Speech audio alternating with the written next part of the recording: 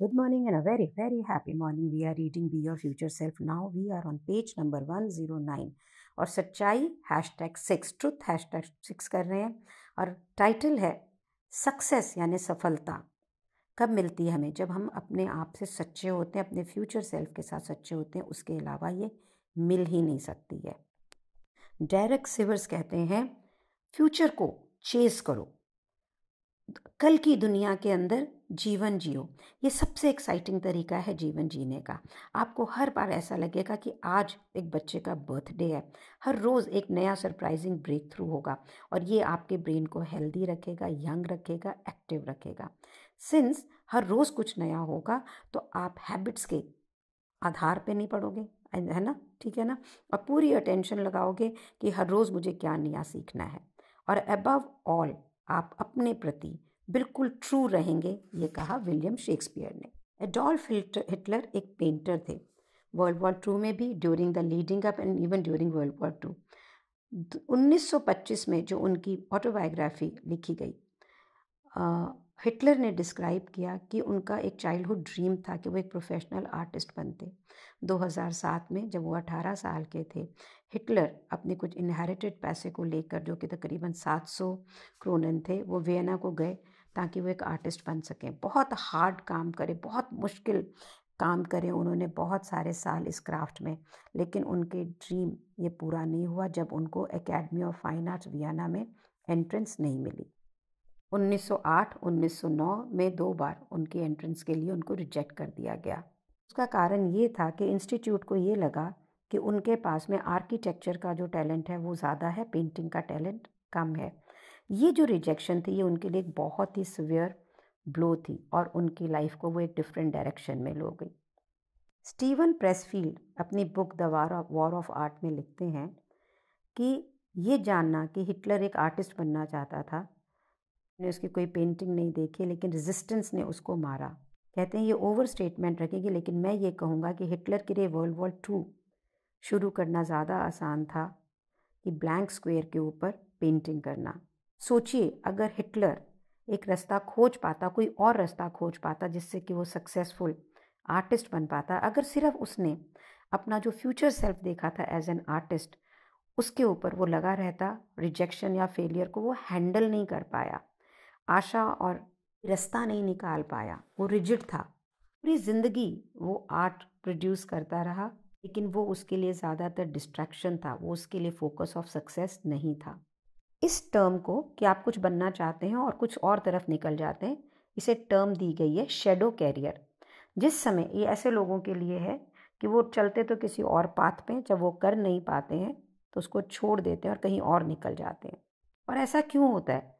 Robert ब्रॉल्ट कहते हैं कि हम अपने गोल पे इसलिए नहीं पहुंच पाते कि मुश्किलें बहुत थी, इसलिए नहीं पहुंच पाते क्योंकि हमारा उद्देश्य हमारे को क्लियर नहीं होता है और ये जनरली बहुत बड़ा नहीं होता है।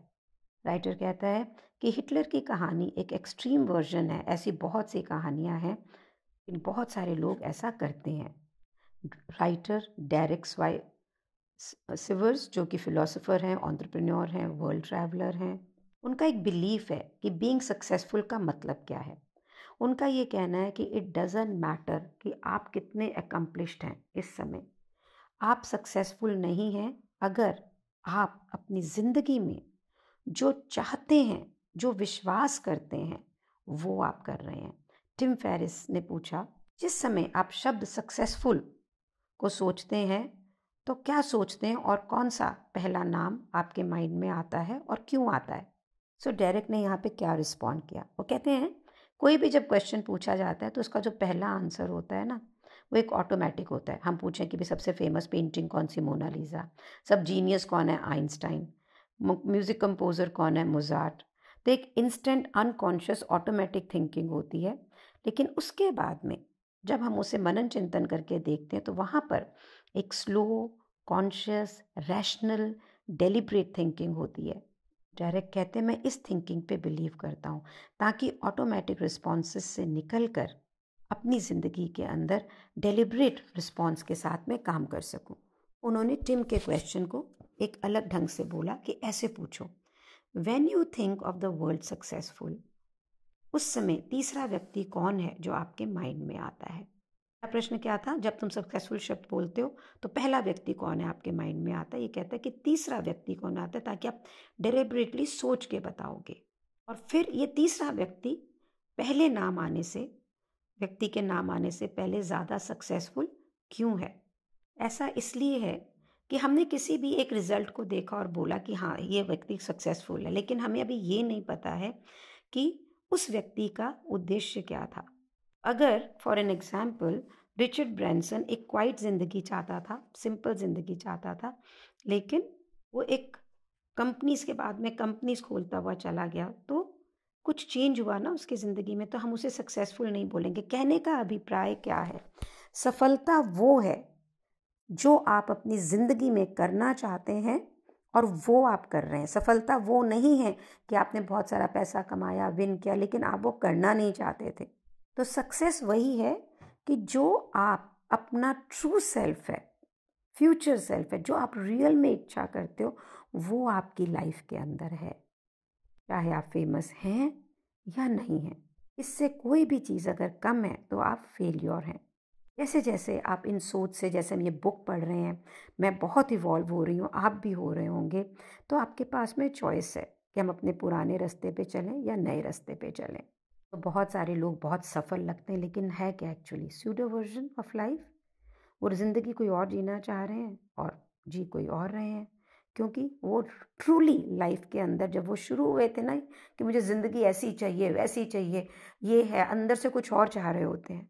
कोई व्यक्ति जिसके पास बहुत फेम नहीं है, बहुत पैसा नहीं है, बहुत प्रेस्टीज नहीं है, लेकिन वो वैसी ही ज़िंदगी चाहता है, वो व्यक्ति सक्सेसफुल है, एब्सोल्युटली। सो हमारे जो लाइफ के एक्सटर्नल फैक्टर्स होते हैं ना, वो ये डिटरमिन नहीं करते हैं कि आप सक्सेसफुल होंगे कि नहीं होंगे। लेकिन आप अगर अपने एम, अपने उद्देश्य, अपनी इच्छाओं से बिल्कुल डिज़ायर्ड ज़िंदगी जी रहे होते हैं जैसी जी, देन यू आर सक्सेसफुल। और एक बात मैं आपको और बताऊं, जिस वक्त आप ऐसी ज़िंदगी जी रहे होते हैं ना जो आप रियल में जीना चाहते हैं, उस ज़िंदगी को जीने का मज़ा ही और है। It's really fun. लेकिन किस समय हम इस ज़िंदगी से डिविएट हो जाते हैं हमें पता भी नहीं लगता। जब मैंने काम करना शुरू किया गिफ्ट पैकिंग का, मेरे घर में खाने को पैसे नहीं थे, क्राइसिस से निकल रही थी, तो भी बड़े मज़े आते थे क्योंकि I was doing something which I really enjoyed.